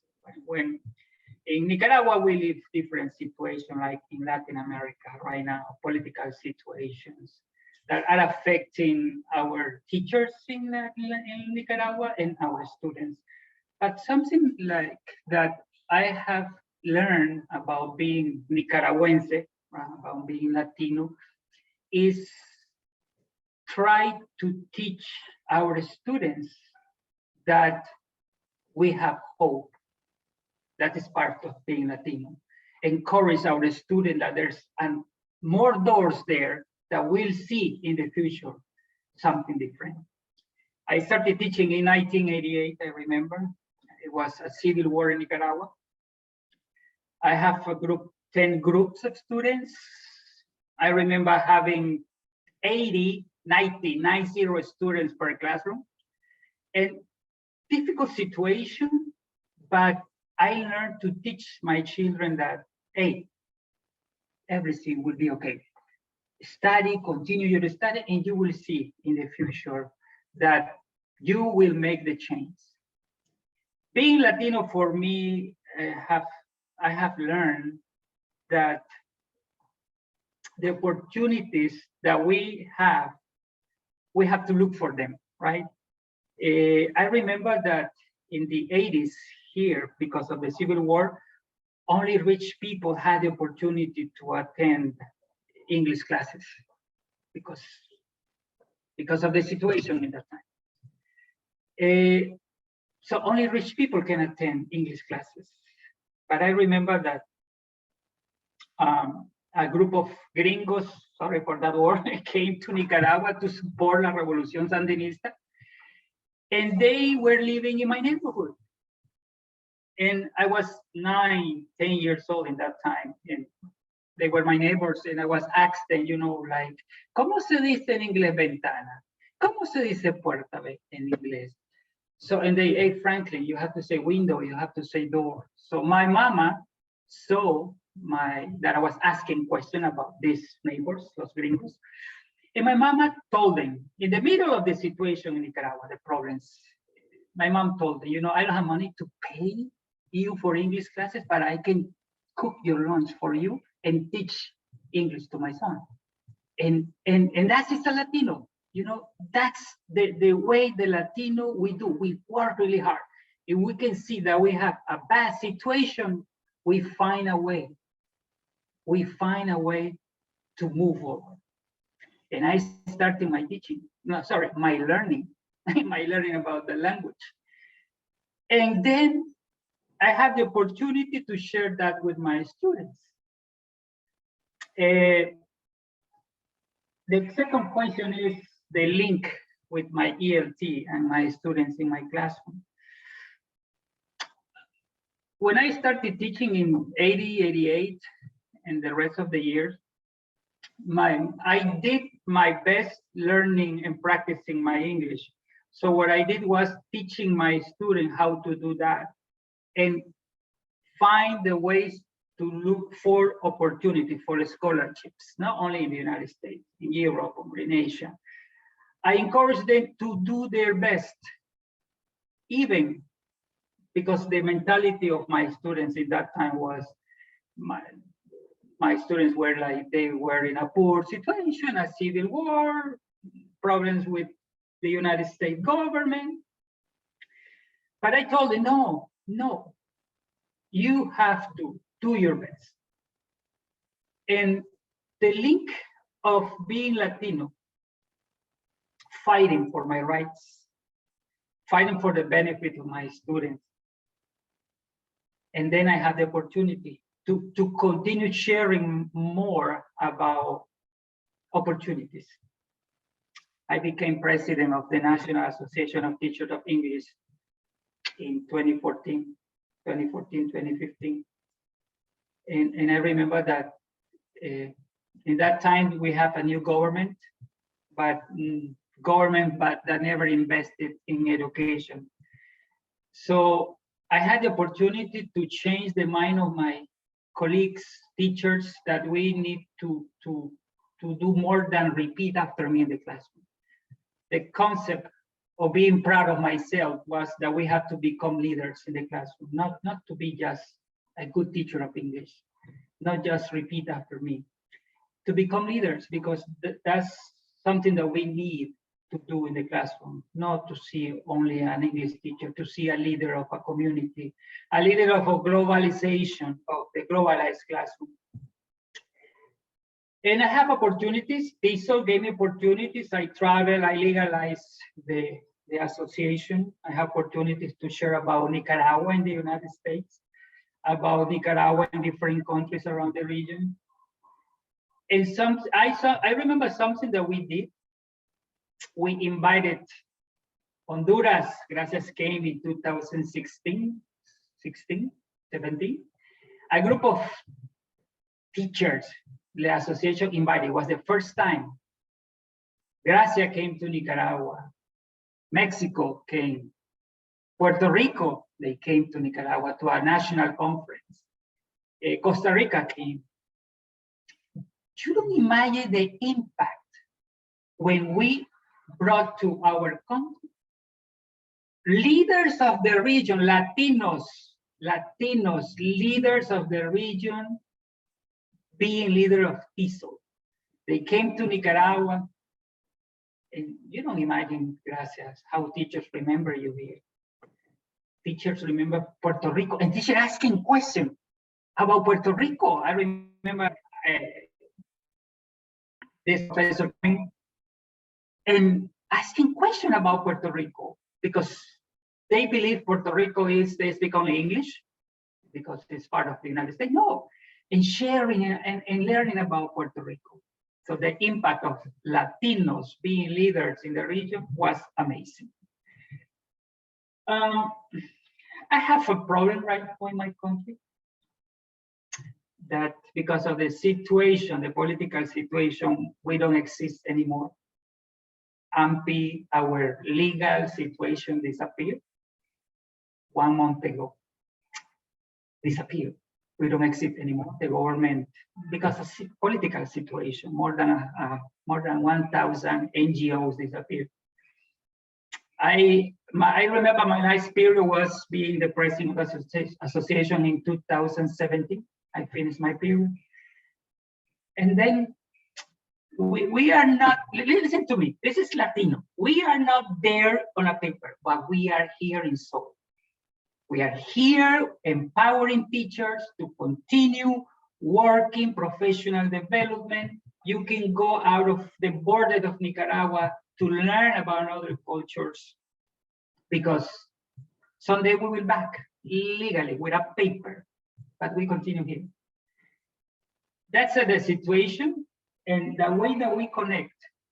I remember that in TESOL, I was participating in TESOL. In Colorado, TESOL came to my presentation. The president at that time, in 2016, came to my presentation. And I was presenting about Nicaragua, proud to be in Nicaragua. And this president of Colorado TESOL came and told me, Franklin, we're gonna give you a grant. Please come to Colorado TESOL next year and be part of our conference. I came back to Nicaragua and I told the member of the board, and I told them, you know, we won't go, any of us. We are going to select one public school teacher that never traveled out of the country, and give her or give him the opportunity to be part of an international conference.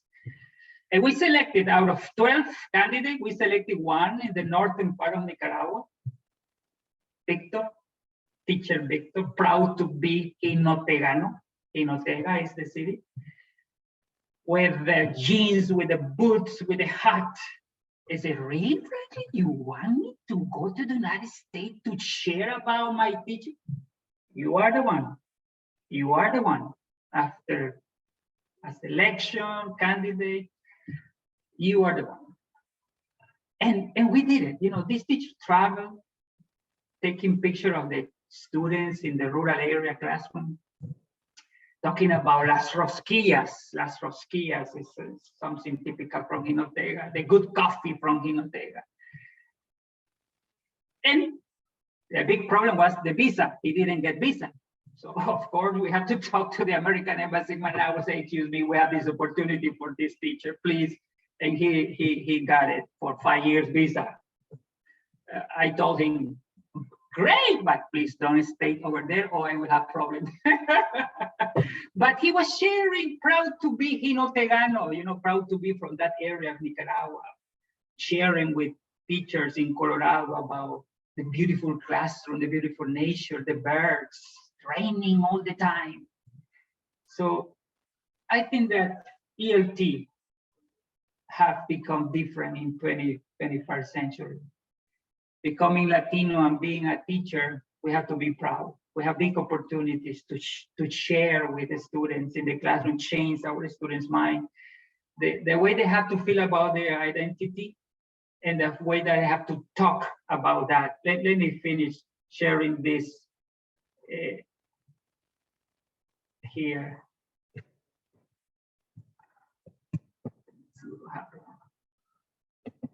Okay, that one. This is Franklin Telles having the opportunity to develop an activity with my almost 3,000 students. September, we celebrate Central America Independence Day. So I told my 3,000 students and teachers, let's talk about Nicaragua, but in English. Share with people around the world that we could talk and feel proud about our country, talking, describing our places in English. Students were so happy dancing. We're happy sharing typical food, typical dress, the history, geography of their cities, and everything was in English. We invited people from around the country, embassies, to be part of the presentation, and it was a success. Students learning, sharing in another language about Nicaragua. Thank you very much. Thank you. Thank you. Wow. This has been a great, these two panels have been amazing. You have all been amazing presenters. I'm inspired. I am in awe. I think, Araceli, when we discussed this, we didn't think that this would be the outcome. It has definitely surpassed our expectations. And I really hope that the participants feel that they have been inspired, that they have gained something from this. I know I have. I know that I have now a lot of things to think about and new projects, right, Araceli? New ideas to do and new things. Yes, new things to move forward, because we got a lot of perspectives, a lot of insights, a lot of things to reflect upon and to think as we move forward. But we also got the chance to see how we, as Latin American and Caribbean people, bring our background, our traditions, our customs to our classroom, and how that influences and makes an impact when we are teaching a language that is our second or third or fourth language, and that these contributions have a value, and that we need to be more than customs and traditions. Like Gabriel said, we need to influence more the academic world, more research that is needed, especially from our end in Central America. And I think that these conversations have allowed us to make those reflections and think about ways in which we can move forward. So everybody should come up with an idea and a project to do to influence and continue to impact our field. We still have a few minutes. I think we have a few minutes, and we want to give the participants, maybe 3 or 4 people, to raise their hand and maybe speak up and provide your comments, your reflections, or share about your own contributions. If you raise your hand, then I can call on you and we can definitely let you share any comments, any questions that you might have. If you are too shy and mic shy, then you can use the chat. That is always the best way. Okay, Faisal, if I'm correctly pronouncing your name. Hi, my teachers. How are you? My name is Faisal. I am from Morocco. I am the second time when I join with you. I am very happy when can join with you. I like to speak like you because I am a beginner, but I have long time when I learned by myself. I didn't study English at school. I just learned by myself. I like your pronunciation, but I can read, but I can't understand. All the time I want to translate this in Arabic. Can I translate? Can you give me some advice how I can develop my English? How the method I can use it? Because I didn't study at school. I just learn alone on YouTube and in the application. When I watch the movie, I can't understand the actors. They speak fastly. Sometimes I feel disappointed, and sometimes I want to develop to motivation myself. Or can be I don't like in the past I can't understand, but now I can't understand. I can speak. I can. That's it, my teacher. I think this is your student, Luis Javier, or somebody's student. Yeah. Yeah, no, Luis, maybe he already written this in the chat box. Yes, I can answer. Well, Faisal, I don't know you, but it's a pleasure to meet you here. Thank you for that question. So let me tell you, speaking for me has always been a difficult skill to learn. When I was little, I used to stutter, which is, when you kind of repeat the same word again and again and again. And one of the things that really, really helped me for pronunciation, not only in my first language, but also in English, is to consciously practice the phrases that I'm going to say in my head many times before I say it. And then when I'm speaking, I have to be very, very aware of how I'm placing. Everything is about placement of your mouth, it's all about the tongue. It's all about placement when it comes to pronunciation. So if you're interested, and I saw here in the chat box that you wrote a comment about speaking and pronunciation. So that's the best advice that I can give you. It's how it has helped me. And also when I'm teaching my students, for example, with specific sounds and specific pronunciation, we go through the whole process of looking at how the mouth is placed, the tongue for pronunciation. But then always, every time I'm speaking, I kind of repeat the same thing over again in my head so it comes out more smoothly, right? So but probably we have here a room full of teachers, so probably everyone else can give you better advices, but that's really what has been working for me so far. Thank you, Luis, for that advice. Thank you, I my know that's teacher. going to be useful. So I think Victor wanted to speak. I think he opened his mic, so I'm going to let Victor speak. And it's so great to see Victor again. We haven't seen each other in a long time, so it's great to see you again. Yeah, thank you very much. Thank you very much. I'm so glad to meet you once again. I that is the second time for us. So I am a bit nostalgic because some of you, we worked all together 2-3 years ago in our area, most in Latin America. Yes. So I think that there is a lot to do in Latin America. Thank you, Gabriel, when you mentioned me, as I continue saying, yes, why don't we try to get all together in order to propose something else apart from the traditional proposal that the the big ELT industry is that all the time they give the rules in how to teach, how to learn a foreign language in an standardized way. I think that we have to, or we should look at a bit more around us, around our country, around our Latin America, that we love a lot, I think. Thank you very much for giving me the opportunity to say some words. Congratulations to the organizers, the attendees, the presenters. So exciting to be here with you. Thank you very much.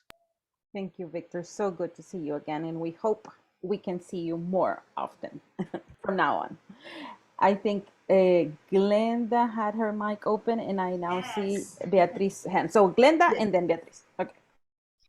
Yes, well, first of all, thank you, Gracia, and thank you everybody for being here, for spending this afternoon, but here in Peru afternoon, or wherever you are, the time zone you are. Thank you for being here, because this time to share, I mean, to bring the topic to the table, it's very important, because we know many things, but sometimes we don't have the place to share these things. And hearing all the things you said is like, yes, this also happened to me, this happened to me, but I have never had the chance to speak about this publicly. And for example, something that I take, especially from today's presentations, the fact that sometimes we are not prepared to teach people who, apart from learning English and maybe from learning Spanish, they have a native language that is their first language, and they are learning English, which is their third language sometimes. And maybe we should like do something at a university or wherever we are trying to become teachers, to meet these students and also to learn from them how they feel, how we can help them, because we are not taught about that.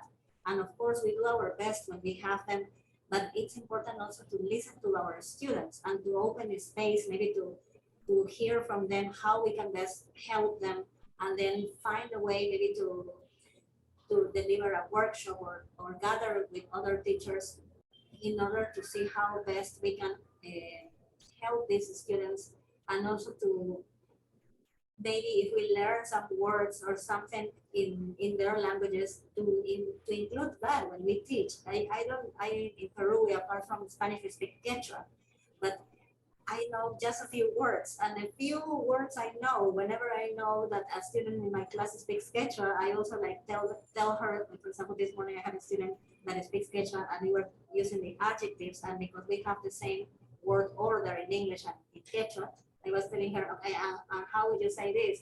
And I was using the Quechua to teach English and validating that, because sometimes we just focus on English, but then what about their languages too? And especially at the beginning is, I think, very powerful that we have this time and listen to our students and put that also within our classes.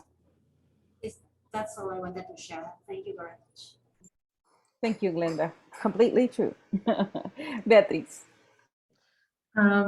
Well, thank you so much, Araceli and Gracia. I think you are brilliant examples of what the things I can do. I always say that Araceli is my model, and I'm doing many things because she inspired me. And I think as English teachers, we are the ones that have to inspire others to do exactly the same thing. Today I was just like, that is me. That happened to me. I've been in the same situation, and I'm glad that they really spoke up. There are two interesting things that I would like to share that maybe that because I've heard you, that reminded me of one of the principal roles of English teachers, right? Right now we are in the process of living a situation similar to Nicaragua. English teachers are not being formed as school teachers anymore. So we don't know exactly what the situation of the English teachers in Bolivia is going to be, but we are still there. So we still have a role to fulfill, right?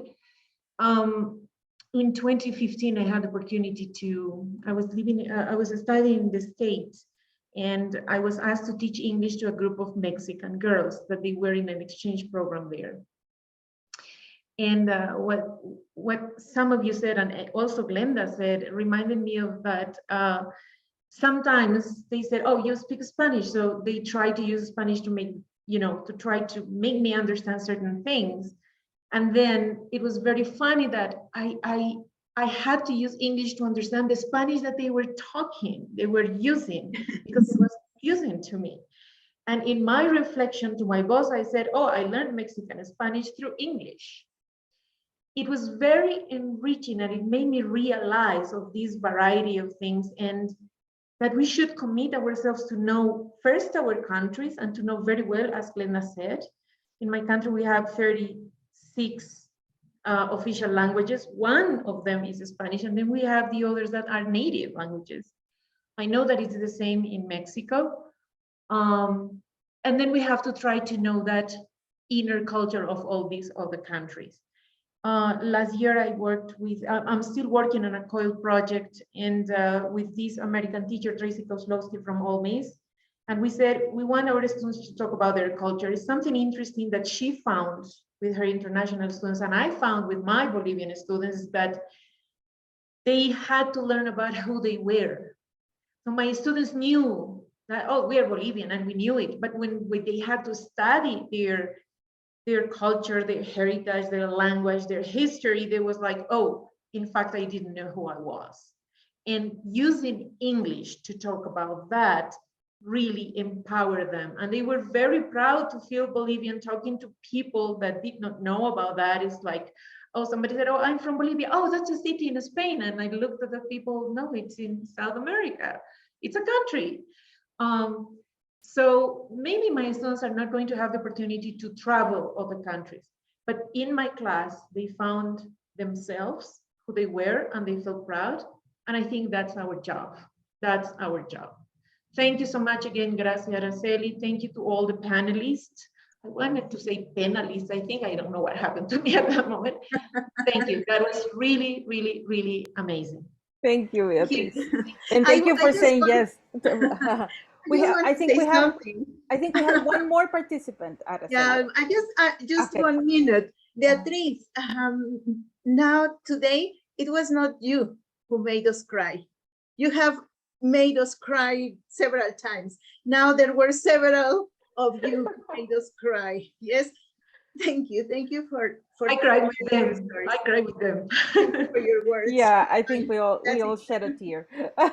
Marisa, and then we're gonna close with Maria Elba. Yes. Okay, hi everyone. Hi everyone here. I'm very, very happy and honored to be sharing here with all of you after such a long time.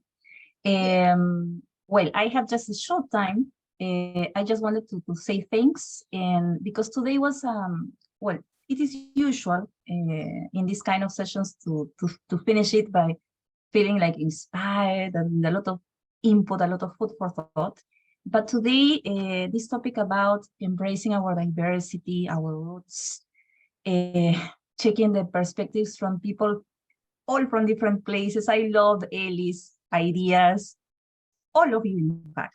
So I'm very, very happy. So just wanted to say that, and thank you for being here, for organizing this kind of events that made us think even deeper, on our roles as teachers. Because yes, for example, basically now I'm thinking about how to include these topics for a speaking discussion in my class, because and as a way to develop this awareness of the topic about being Latinos, about being powerful, about being resilient, and all these things that basically can shape our teaching. Thank you very much to everyone who was in the organization, participation, and the attendees. So thank you very much. That's it. Thank you, Marisa. Maria Elba.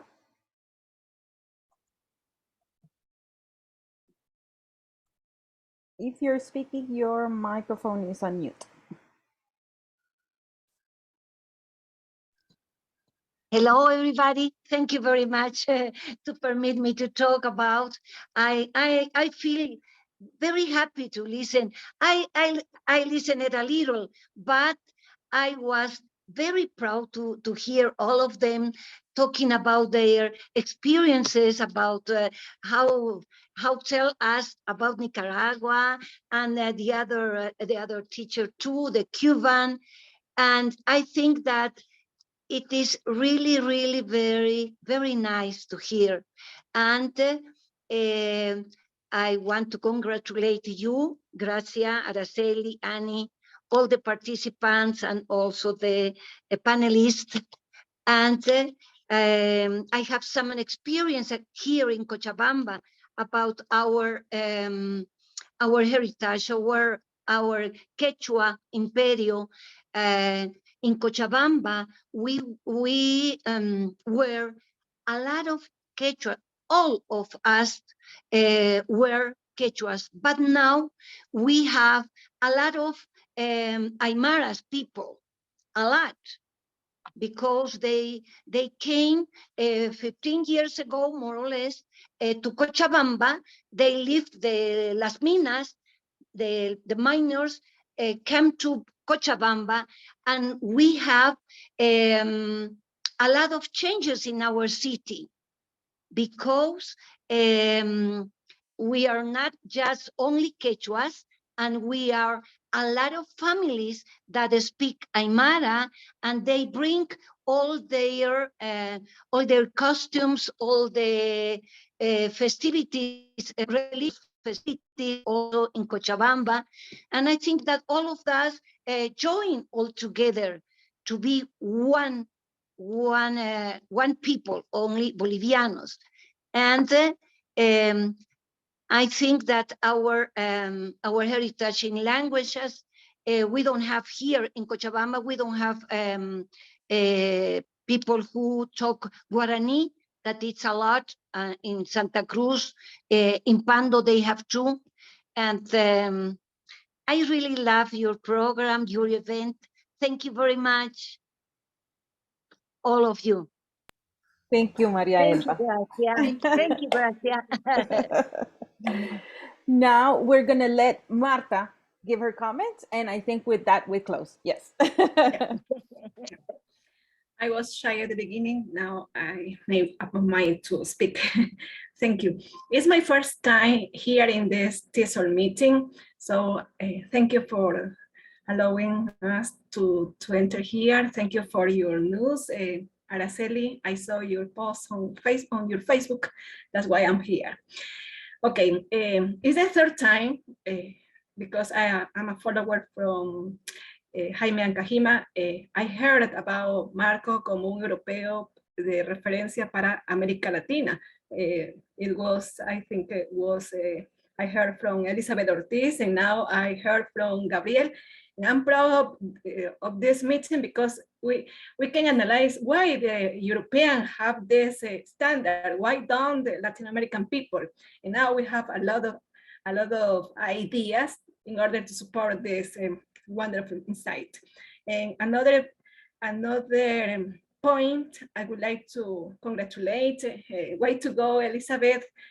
I was speechless when I heard Wawa, like a mama, Taita, and so it was inspiring because in our classroom we don't know if our students can speak, or at least if they listen to those expressions. In this week, I had the opportunity to know some of my students were able to familiarize with these terms, However, some of them were surprised. Oh my God, they can speak Quechua, and so we are from Ecuador, and so for some of our people is something strange. We can accept this reality. However, it's involved with us. Okay, that's the grateful. I'm thankful with all of you. Thank you. Thank you, Marta. And we are glad that you are here and that we were able to connect with you. And now you have to remain connected. That's how this works. So thank you everybody for being here. Thank you again to our moderators, our panelists. It was great. It was definitely inspiring. I know Araceli and I are already thinking about other things to do, right? And because we are accomplices in these projects, and she comes up with the ideas, I do some work, and then these wonderful things happen, right? That surpass our expectations. So thank you for being here. Araceli, any last words? No, thank you. Thank you for sharing your stories. Yes, you said it very well. This has been more than what we thought at the beginning when it was just an idea. Now it's a beautiful reality. Now, please, your Latin American smiles. Let's take a picture. Open your cameras and let's take a picture. And in the chat, we left some links for you to continue the conversation. Okay. Thank you. Thank you so much. Bye-bye. Bye-bye, everyone. Bye. Thank you. Thank you, Gracia. Bye. Thank you. Thank you for this opportunity. Bye. Thank you. Bye. Thank you. Bye-bye. Bye. Bye-bye. Thank you, Gracia. Thank you, Ara. It's been great to see you today, all of you. Thank you.